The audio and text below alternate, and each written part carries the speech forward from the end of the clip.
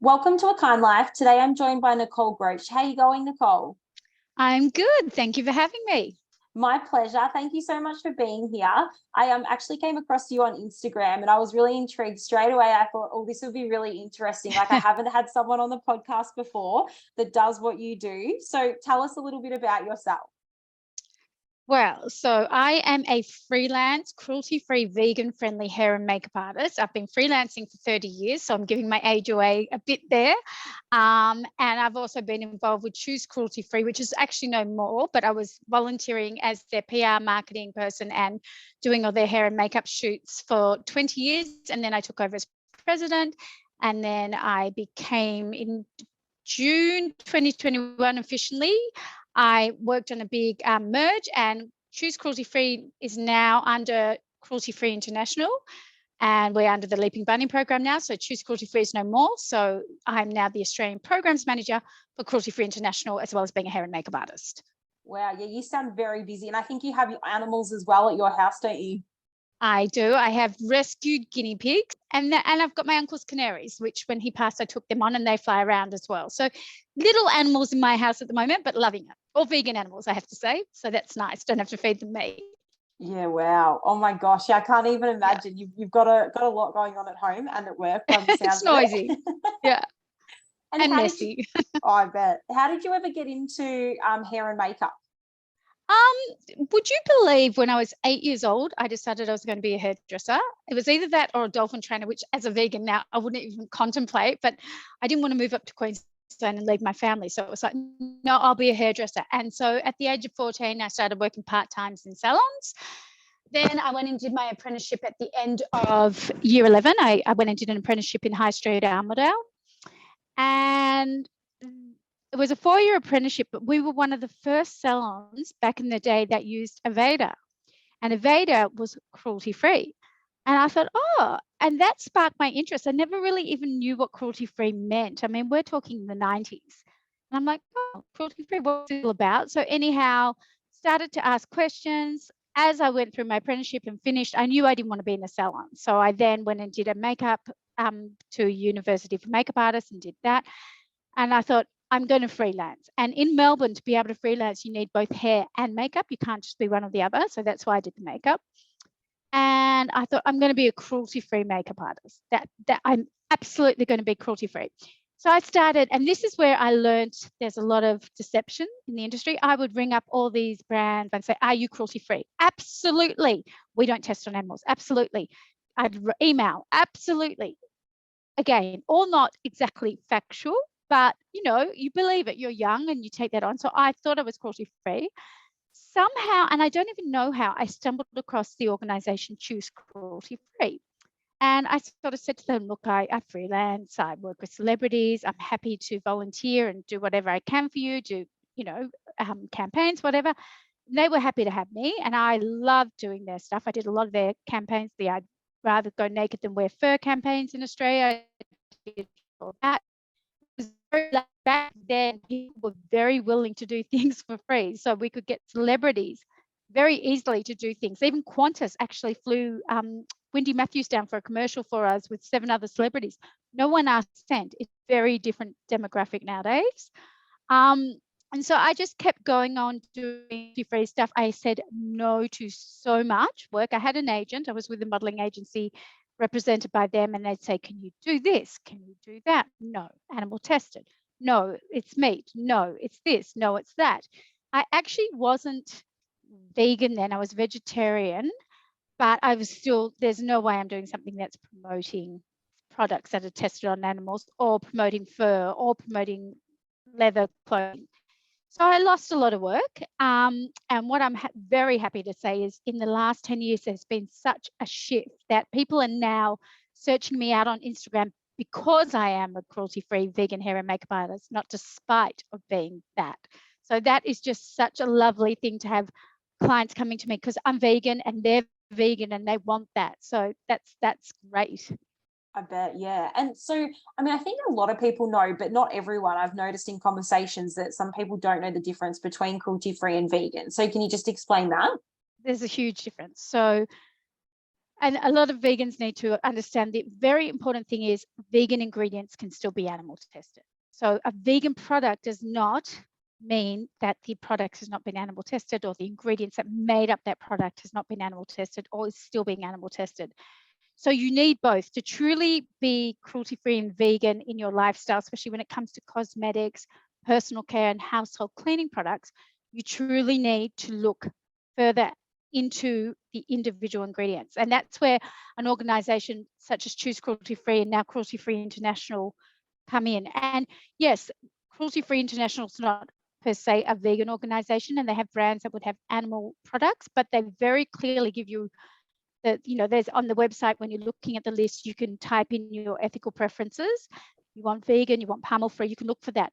But what you do know and what you are assured of is that every single raw ingredient has been traced back to its origin, to the manufacturing of that raw ingredient. And that company is open to spot check audits by independent auditors. So say, for instance, I know we recently accredited Garnier. They had 3,000 ingredients audited. It took a year to get approved. It's not a simple sign a waiver and you're on. It is a really, really hard process. So I sort of say to people, you've got to look for both. If you really want to do the right thing by animals, look for both. Look for cruelty-free and vegan together, and make sure it's done by a third-party certification, because the other really worrisome thing is that they're not meant to, but anyone can slap "we're against animals" on our products. We test on our friends, not our family, not on animals. All these, or we put a bunny logo on, and we've had people. This was the official Choose Cruelty Free logo, but I've seen this on companies that shouldn't be using it. I've also seen them turn it around or do it a little bit differently, and the same with the Leaping Bunny logo. So, and then anyone can make their own bunny logo. So this is why a third-party non-profit organization such as Cruelty Free International is so important. And so, I encourage everyone to, check them out and see what they're about, and then look for the vegan side of that. And so is that the best way for people to do that, is to look on the website and search the products they're interested in, and then be able to go into the supermarket or the store or online and then use those recommendations from that? And cross-check. So you want to cross-check. So if you find a brand that's claiming they're cruelty-free, go and look up, are they a Leaping Bunny approved? They're not?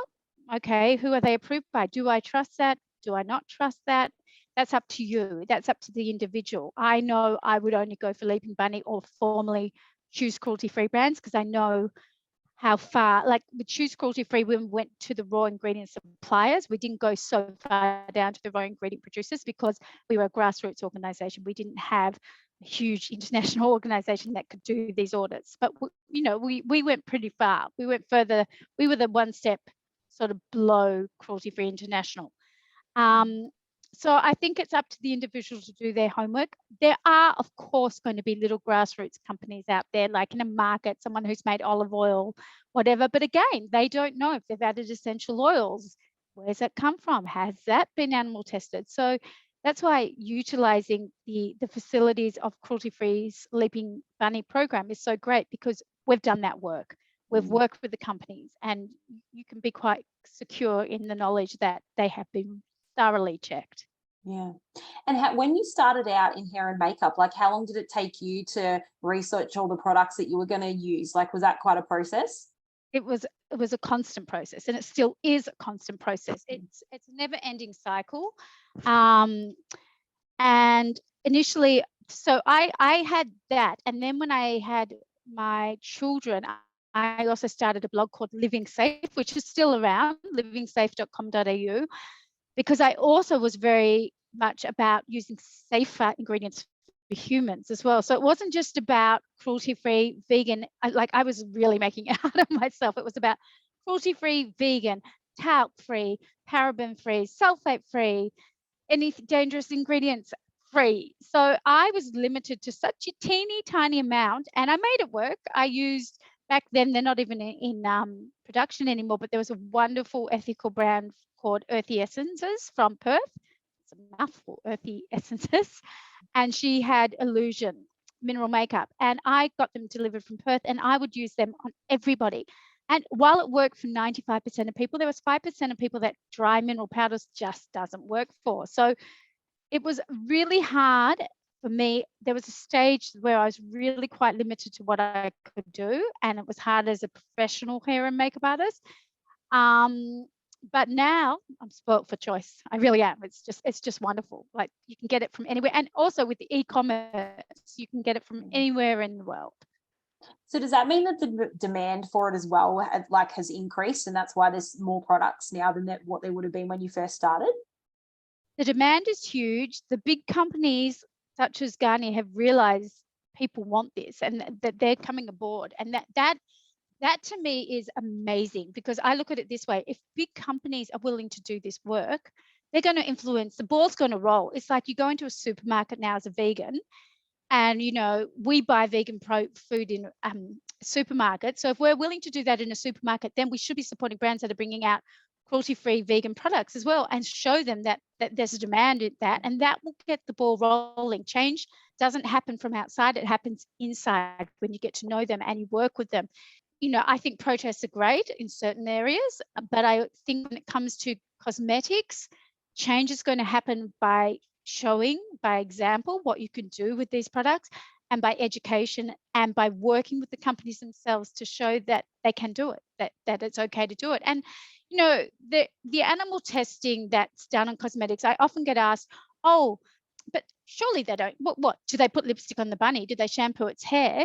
I'm like, no, most people don't really understand the 3 main tests used. And I think it's really important people do understand that these tests are still very current, but there are alternatives. So there's the 3 tests used are the lethal dose test, where obviously they're force feeding the animal till the animal dies.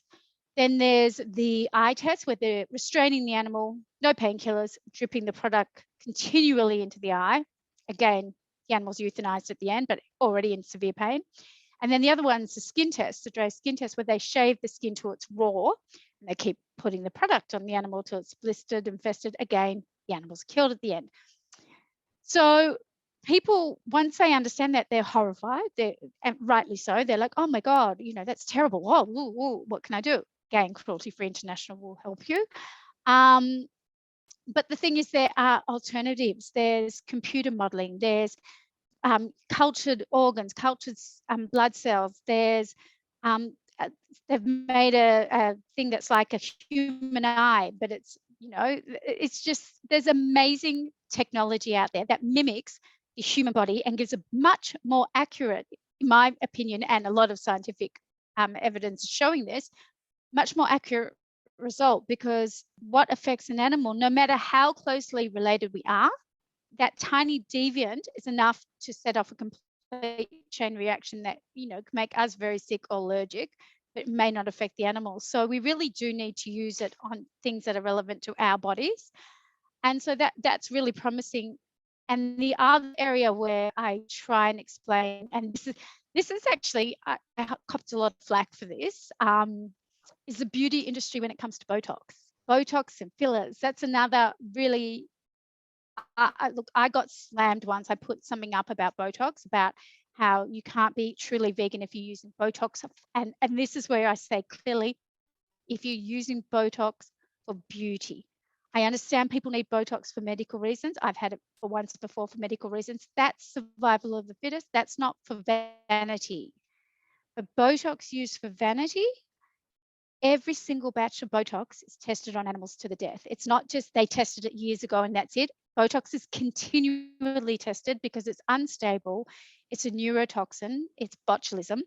So they basically are injecting mice into their chests, and it's excruciating. And when their lungs are paralyzed, it's too much. And that's when, it's leveled out. So if you're choosing to have Botox for a beauty purpose, you're choosing, and you have to be aware of this. You are continuing the cycle of cruelty, because there's more Botox being produced. Again, I am not saying if you need it medically, I'm all about you have to do what you need to do to keep healthy, to be a vegan activist. It's no point being sick. I take medications, and you need that. You do need that. And you're no good under the ground. You need to be healthy to help the animals. So I just want to be very clear about that, because some people go, oh, I'm not saying that at all.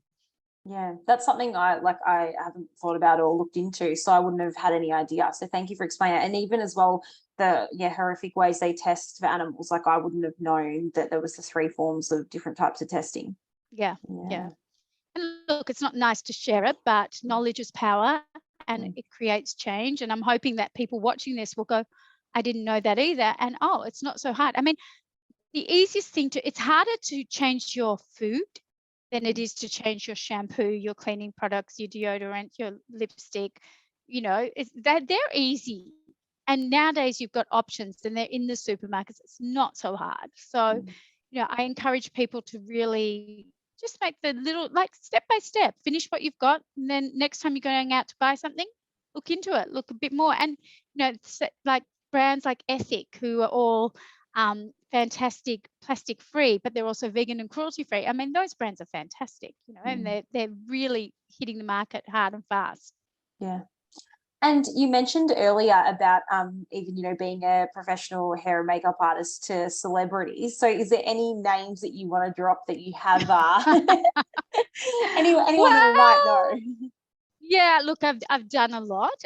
Depends on the age of the people listening, but I used to work a lot with Vanessa Morosi, who was a huge animal activist, Tina Arena, Kate Sobrano, Jimmy Barnes, did Ricky Martin a couple times, Lauryn Hill from the Fugees. I was pretty lucky. I got to work with some amazingly talented, and Sister to Sister, who I toured around for 10 years with, and they've just come back and done a new song, and they're often backing up for Delta.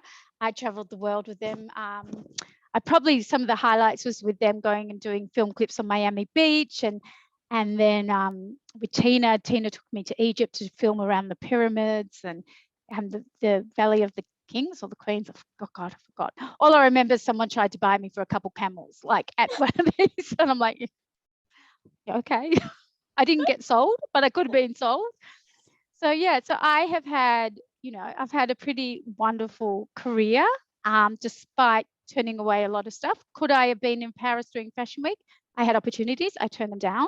But, I think if people have a look at my Instagram page, they'll agree that what I can do using all vegan, cruelty-free and safer products is just as effective as someone using all the animal tested brands out there. And there's still a lot out there, sadly.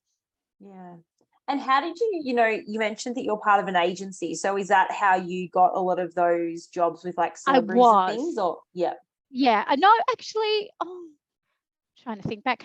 I haven't been with an agent now for well over maybe 18 years. I've been completely solely me.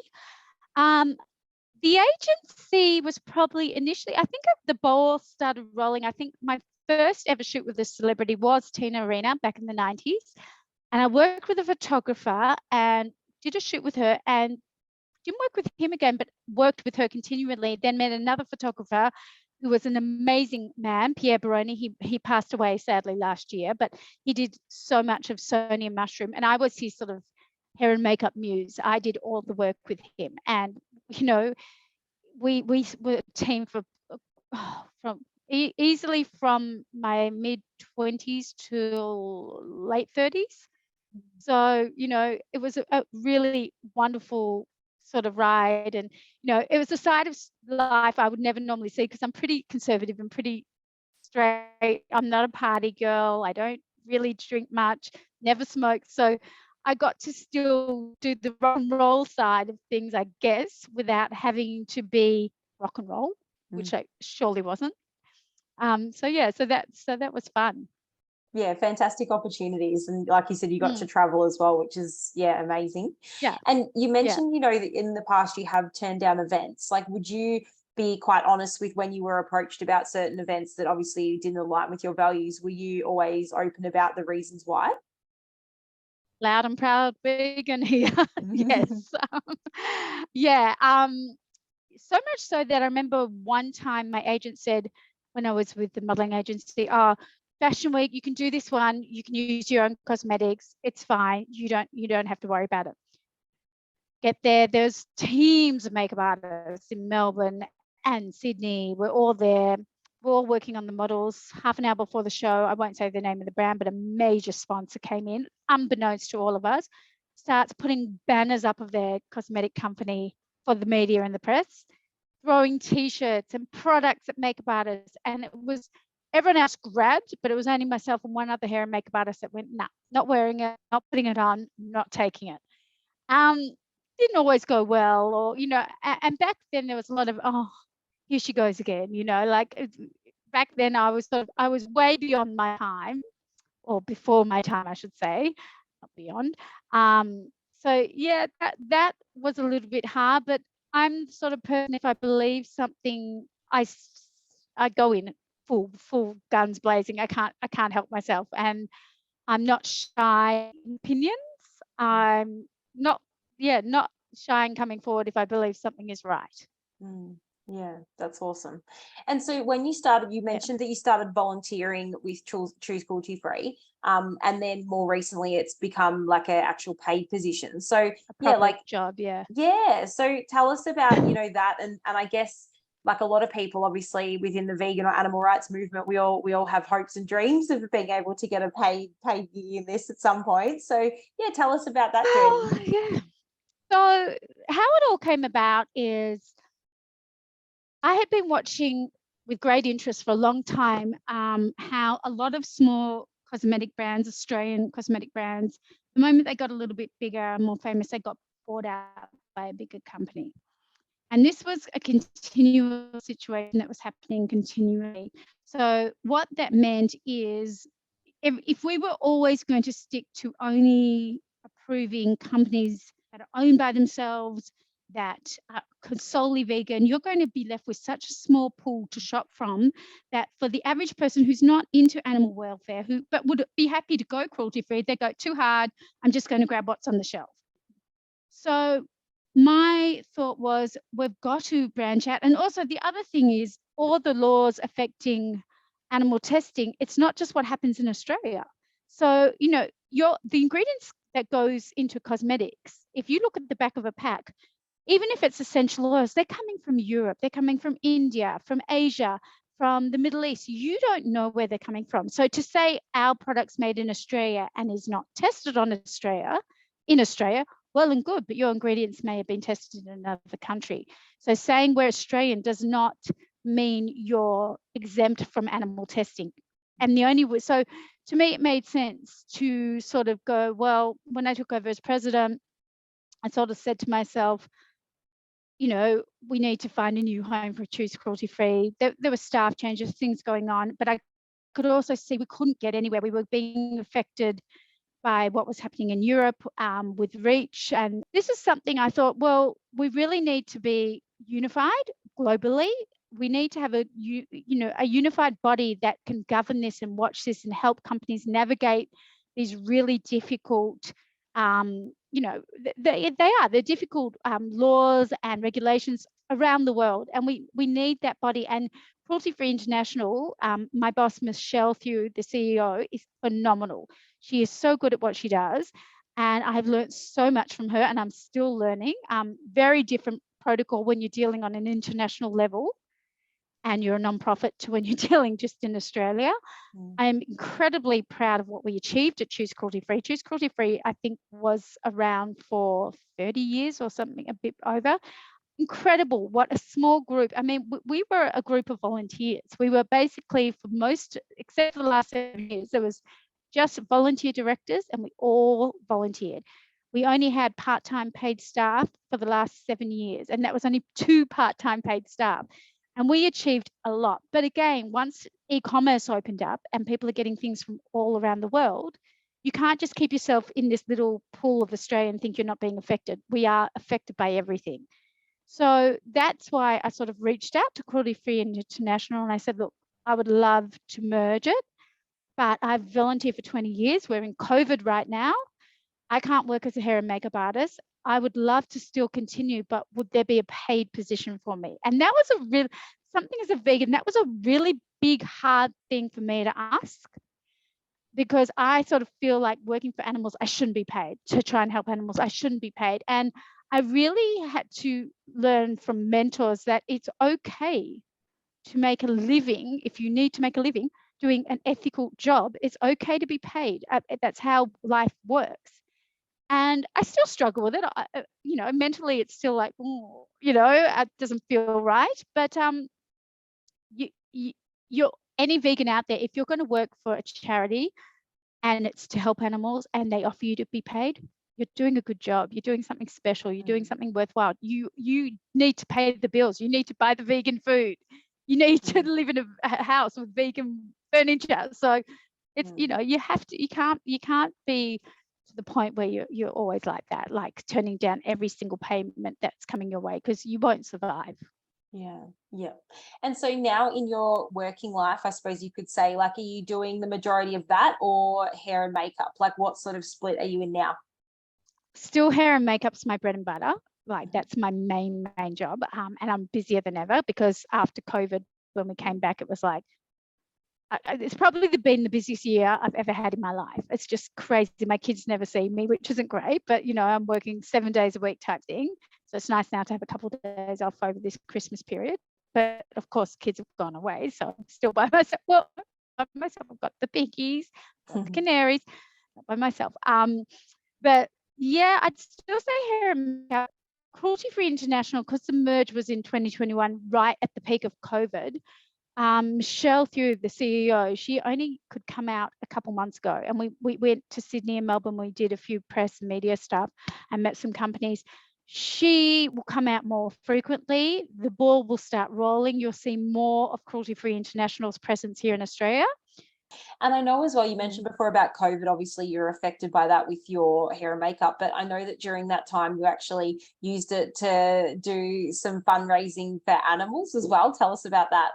I'm someone who can't really sit still. So it's like, what am I going to do? And being with livingsafe.com.au, it's all about organic, natural living. I thought, everyone's putting these synthetic face masks on. I'm going to sew. I did one short sewing course when I was in my 20s, like literally 3 days or something, or 3 weeks, I should say. So I started sewing these 3-ply certified organic cotton face masks, and I sold them for $20, and $5 from each mask went to Animals Australia COVID Appeal, and I raised about $850 for them.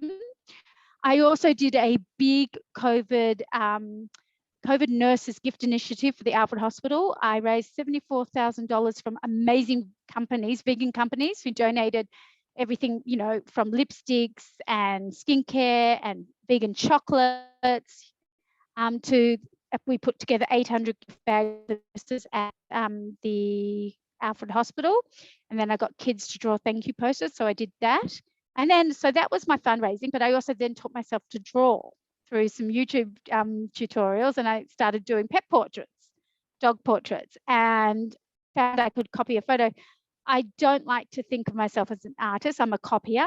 It bothers me that I'm just copying. I'm not an artist who can just draw off. I would love to be. I envy those people who are so talented. So that, and then, so that kept me and homeschooling. Well, the kids my kids are teenagers, so they sort of homeschooled themselves, but there was that. And so I always think you've just got to keep going. You just got to keep, and I find if I keep busy and I channel my energy into something for good, I feel better about myself and I'm helping others. So I encourage everyone out there to just give it a go. You've got nothing to lose. If there's any organization that interests you, any sort of, if you want to go and work at a shelter, ring up the shelter, say, can I come down and help for the day? Can I walk some of the dogs? Can I clean the bunny pen? Most of them are not going to knock you back. And then through there, it's stepping stones, Yeah, it's great advice. And I realized that we haven't actually covered, you said you were vegetarian and then ultimately at some point you went vegan. So how did that happen? The vegetarianism for me happened, the initial thing, and I should mention I am a FODMAP intolerant vegan, so it makes it incessantly hard. I've got severe IBS, so I'm sure there's other people out there that are struggling. I don't find it easy, but the vegetarianism was, I always loved animals, was doing all the cruelty-free stuff, and then I was driving along the road one day and I pulled up right next to a huge transport truck full of bubby calves, and there was one baby whose eyes were looking straight through, like I had my passenger side window down. I was driving. I looked across and I could just see the whites of its eyes, the sheer terror. And I just thought, I can't eat animals anymore. I was still doing eggs. I was doing, a little bit of dairy. I was lactose intolerant, but gradually over time, I just sort of, no, I've got to do more. I've got to do more. And yeah, I've done that. It's not simple for me being vegan, but I do it. I probably suffer for it, but I prefer to suffer than them suffer. So in a roundabout way, but it's tricky. It's not easy. I don't know how many vegans are out there like me, but I know there's Facebook pages, there's books for vegans on FODMAP diet. So I'm not alone, clearly, but it is harder. And so you tell us about that. Like, I haven't really considered that. How do you try and cover that as well? Being FODMAP and FODMAP intolerant and vegan, well, if I go off the rails, it's not easy. So basically the vegan diet, 90% of it's not great for us. So all the legumes, the cauliflower, most of, the fruits and vegetables, the onion, the garlic, the wheat, no, certain soy things. So, there's days I'm careful, there's days I'm not, but I can't say my health hasn't been impacted. It has greatly, but when I'm careful, it's good. And I have actually today just booked in to go and see a dietitian to work with me. Because even though I've done with my Living Safe side, I've done so many low FODMAP, organic, healthy vegan recipes. Because of my lifestyle, because I'm working, sometimes I'm getting up 4:30 a.m., sometimes I'm getting up 7 a.m., sometimes I'm working here, there. It's not so easy to food prep, and I get lazy and I'll just grab a vegan protein bar, or I'll grab something I know doesn't upset my gut, which might be a bag of potato chips, because there's nothing in them, that's FODMAP. That's not healthy, so I'm not eating nutritionally. You do need to have iron supplements. As a vegan, that's a choice you make. If you're not going to eat animal product, I do recommend getting a plant-based iron supplement, because yes, you can eat all the iron you want in foods, but generally as women, I'm not speaking for men here, but with women, because we have menstruation, we go through a lot more. Even meat-eating women, a lot of my friends, they're iron deficient. It's just a natural thing for women to be more iron deficient than men. So a really good quality vegan iron supplement taken with vitamin C, and making sure you eat a lot of nutritionally sound foods like your hemp seeds, your chia seeds, your quinoa, nuts and seeds, and good vegetables. That helps, but it's not simple, low FODMAP. It's not. And so was that part of, what sort of inspired you to start your blog? Like, was that you wanted to share what you were experiencing? No. Living Safe was started because I was very anxious about the type of chemicals and toxins used with kids' toys and kids' bedding, and mattress protector. All mattresses were impregnated with flame retardants, which is a mix of arsenic, atrimonium, formaldehyde. They off-gas. There's a link to SIDS. PVC toys, they off-gas phthalates and dioxins.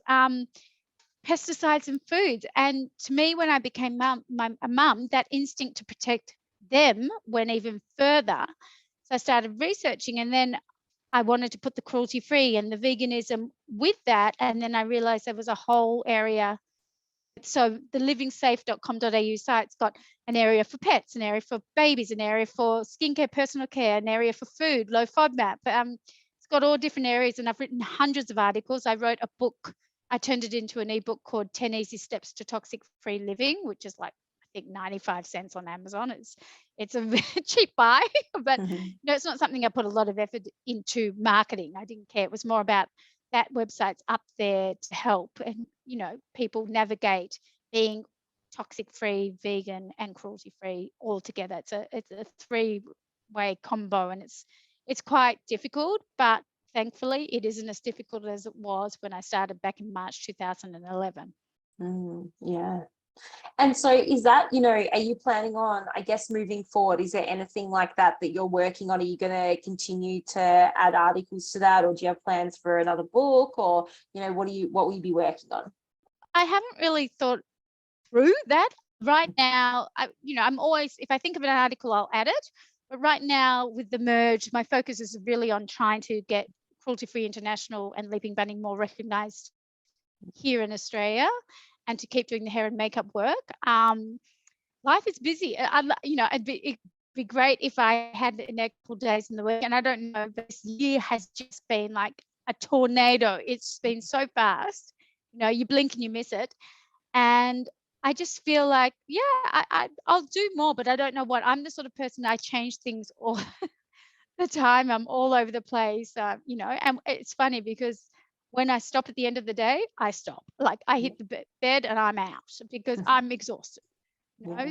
But I think what I'd love to see, but it's never happened, and it's not going to be me that organizes it, but maybe one of the listeners might go, oh yeah, I'd love to see I think there was one episode of a vegan cooking show, but I'd love to see like a vegan master chef or a vegan, because there's just not enough on TV for vegan cooking, like mainstream TV. I know they've tried it here and there, but I really think it'd be so good to have some sort of real primetime vegan show where people are showing the best of the best that we vegans can do.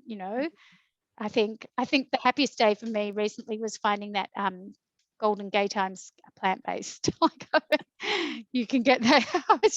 I went to about 7 supermarkets before I finally found them, and let me tell you, this fridge is constantly full of Golden Gay Times. I love them. The plant-based ones, of course. Yeah. I love it. That's so good. Yeah. So if people want to learn more, if they have specific questions, are you happy for them to get in touch with you through Instagram? Is that the best way? Absolutely. Yeah. You can slide into my DMs, Nicole Groch _hair makeup. That's with pleasure. Always slide in and I'll help you. And if I can't, I'll direct you to who can. Awesome. With pleasure. Awesome. And do you think there's anything that we might have missed? I think we covered so much, and it was so Yeah. interesting. I've learned a lot, and I'm sure the listeners will as well, but we might have missed something that was important to add. No, I think the take-home message is just do what you can, like every little tiny bit, and don't think change can't happen with you, because it can. Every tiny step you do can influence just one more person who may influence one more person. And I just think, my motto is no animal should ever suffer for human vanity. Like that's something I have on my Instagram title, no animal should ever suffer for human vanity. It's not a survival thing, and it's just not okay. So I think we're all doing our best. Everyone's trying. It's great to see so many people, even if you're not vegan and you're just having that, Monday where you don't eat meat, that's great. I think we as vegans need to be a bit kinder to those who aren't vegans and realize we weren't all vegans once upon a time, and we had our journey to get there, and we need to be empathetic that it's a big change for a lot of people. It's a hard change, and to love those that still may not have our same values, but to sort of impart what we know without preaching. It's hard to do. We vegans are natural preachers, but sharing knowledge rather than hounding it into someone. I mean, we've all been there. I've done it, but I'm trying to pull back and just show by example. One of the big things you can do is when you're giving presents, if you're going to give perfumes and give them a really good vegan cruelty-free brand, skincare, cleaning products, make it special. And they go, oh, I didn't know this was so good. So that's the way to do it. Yeah, absolutely.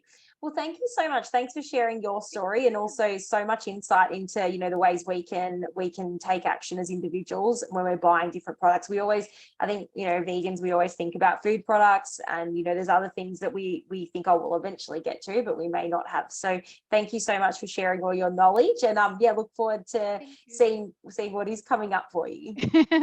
Thank you. I really appreciate it. And it was lovely chatting with you. Thank you. Thanks, Nicole. Have a great Christmas and Hanukkah and New Year. Thank you.